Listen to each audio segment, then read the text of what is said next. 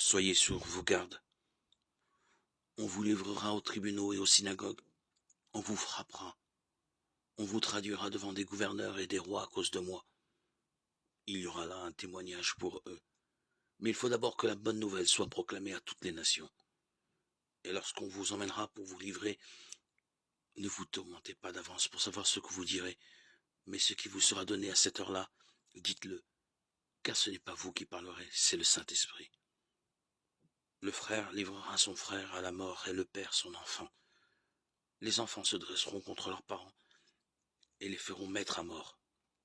Vous serez détestés de tous à cause de mon nom, mais celui qui aura persévéré jusqu'au bout, celui-là sera sauvé. Marc 13, 9, 13. Toute la vie du plus grand parmi tous les enfants des femmes, Matthieu 11, 11, est le miracle des miracles. Outre la vie entière de Jean, prophète dès avant sa naissance, et le plus grand des prophètes, c'est aussi tout ce qui a rapport avec lui bien avant sa naissance et après sa mort, qui surpasse tous les miracles. Les divines prédictions que des prophètes inspirés par Dieu ont faites à son sujet le décrivent non comme un homme, mais comme un ange, comme un flambeau étincelant, comme l'étoile du matin diffusant la lumière divine, car il précède le soleil de justice. Malachie 3.20. Et comme la voix du Verbe de Dieu lui-même. Or, qu'y a-t-il de plus proche du Verbe de Dieu, et qui s'apparente plus à lui que la voix de Dieu? De même qu'en ces temps-là, le Seigneur, mu par son ineffable amour envers nous, descendit du ciel pour nous qui étions tous impies. De même, à cette époque, Jean sortit du désert pour nous, afin d'aider à la réalisation de ce dessein d'amour. Voici en effet comment il attirait à lui ceux qui le verraient.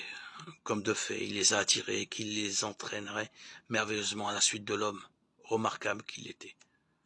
En manifestant par sa façon de vivre sa supériorité sur tous, le message qu'il proclamait était en accord avec la vie qu'il menait, car il promettait le royaume des cieux. Il brandissait la menace du feu, qui ne s'éteint pas, et enseignait que le Christ est le roi des cieux. Pierre est un pêcheur qui vit avec sa famille à Capharnaüm, au bord du lac de Tibériade. Paul est un juif de la diaspora de Tarse, en Asie mineure, pharisien et citoyen romain. Tous deux vont être bouleversés par les paroles du Christ. Pierre, après le suis-moi, je te ferai pêcheur d'hommes, ne quitte plus son maître. Paré d'une foi inébranlable. Il va renier le Christ 3 fois le jour de la passion, mais il répare sa faute si noblement qu'il est confirmé comme chef des apôtres. L'apôtre Paul, alors qu'il fait souffrir les premiers chrétiens, entend « Saül, pourquoi me persécutes-tu » Converti, il se met à la disposition des apôtres. Ce n'est plus moi qui vis, c'est le Christ qui vit en moi. Il devient l'apôtre des païens par ses nombreux enseignements. Vers l'an 65, en raison de leur amour indéfectible pour le Christ, les deux compagnons sont tués lors de la même persécution à Rome. L'apôtre Paul est décapité et Pierre, condamné à la croix, demande à être crucifié la tête en bas, se jugeant indigne de mourir comme son maître. C'est ici l'arbre de vie où a été vaincu la mort et racheté le monde, dit-il à la foule.